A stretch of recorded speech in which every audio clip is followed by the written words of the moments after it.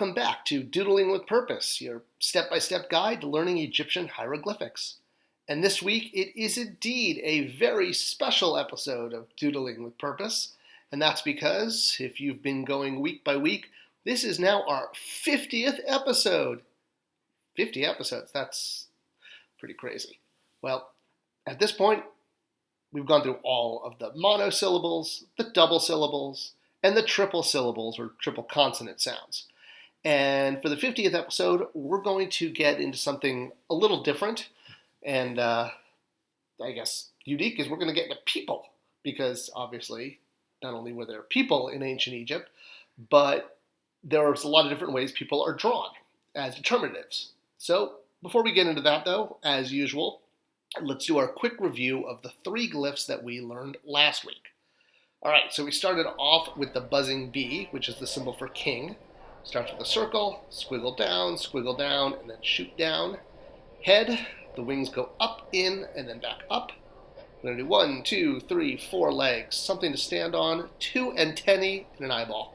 And that's your bee.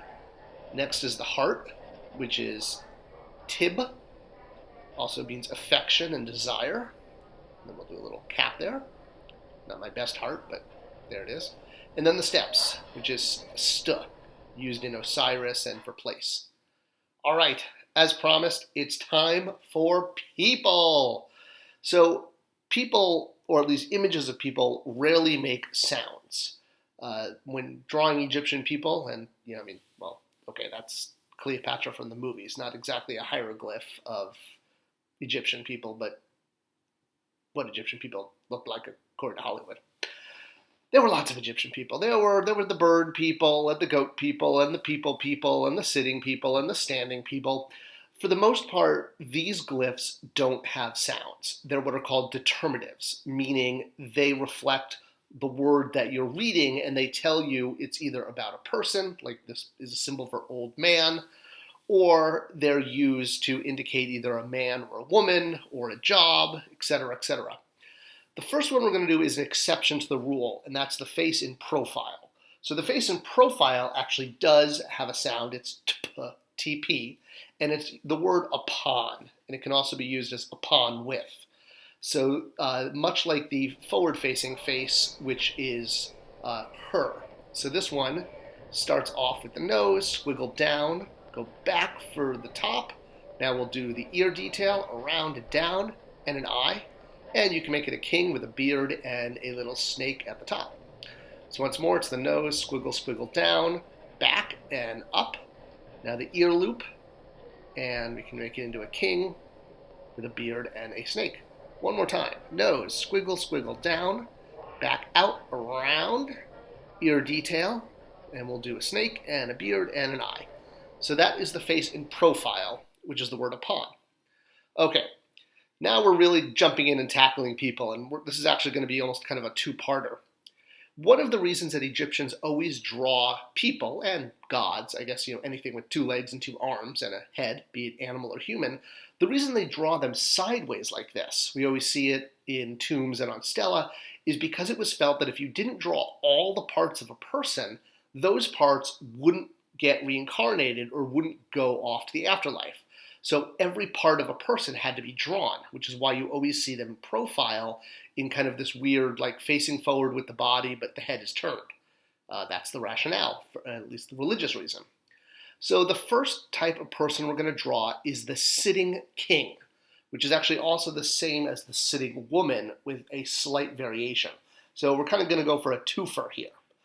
And the sitting king can have a variety of different crowns. Here he is with the crown of Lower Egypt, which you also learned as the letter N quite a while ago. So you can basically put the letter N on top of him, and then you get a different variation of the sitting king. So here's how he's drawn. We're going to start with the face, go straight down, the leg up, diagonal down, diagonal up, now straight back up. Now we'll extend the face and do the ear detail, and then go up around for the crown. And then we can add a beard and a snake on top. And that's what makes it a king or pharaoh, or even sometimes a god, because pharaohs were gods. So he's kneeling with his legs up in front of him is what you see. That is not a phallus, that is his legs, for clarification. And you can, of course, do the full nose detail like we did with the profile head. I'm doing a simplistic version here. Down, up, and up, around for the ear, and loop up for the crown. All right, so that is how to draw the king, the pharaoh, or also sometimes just called a god when you're doing a human god, like an Osiris type god. Obviously, this face and the head can be changed to an ibis or a cow or any sort of animal, even a scarab, to represent different Egyptian gods. But the main way the body structure is drawn is more or less the same, no matter whose head it's going to have. Changing it into a woman is pretty easy. It's just a slight change to the headdress gear where it's kind of a double loop instead of a single loop. So if you know how to draw the king, like we just did, it's very, very easy to convert this to a female. So same thing, start with the head, loop up to the knees, over, angle up. Now this time when we do the ear detail, instead of going a loop like this, which is the king, let me show you how to turn it into the woman. So same exact motion, down, up. This time, with the ear detail, we go up and up again. So see how you have that double bend in the headpiece? Sometimes you can also in the front add a curve for the breast detail, but it's not always shown that way. A lot of times women and men are just shown exactly the same without having an extension for basically a triangular extension in the front to show a womanly chest, if you will. But otherwise, it's pretty much the same between woman and king. And that it's just a difference in the way the headgear is done, like that. And there you go. All right, the next one we're going to do is the man sitting. And this one's a little different because the man has arms, as opposed to the pharaoh, king, and the woman, who are armless. And there are lots and lots of different ways the arms get posed for different determinatives. Whether it's something that, if they're pointing to their mouth, it may be a determinative for eating. If they're pointing to the sky, it may be a determinative for either the unknown or praying to the deities. There's, in a way, almost unlimited motion that the arms get. So once you have the basic shape, you can essentially attach the arms in a huge variety of ways to create different determinatives. So this one starts with a curved line down and then up with the knee. This time, we're going to do something to sit on, like that. We're going to do the head, the ear detail, and now the arms can just be added in a variety of ways. So once again, curve down, knee up, loop, flat, up again, curve in for the shoulders, ear detail, and then arms. So here I've drawn two different variants of how the arms can be. Once again, loop down, knee up, something to sit on there, or it could be drawn as his other feet, then ear detail, and drawing two arms. So there you go, different ways of doing that. All right, next week we're going to continue with people, and we're going to do the standing man. And this one has even more variants, again, based on either, again, where his arms are, what he's holding, how his legs are, whether he's bending forward, bending backwards.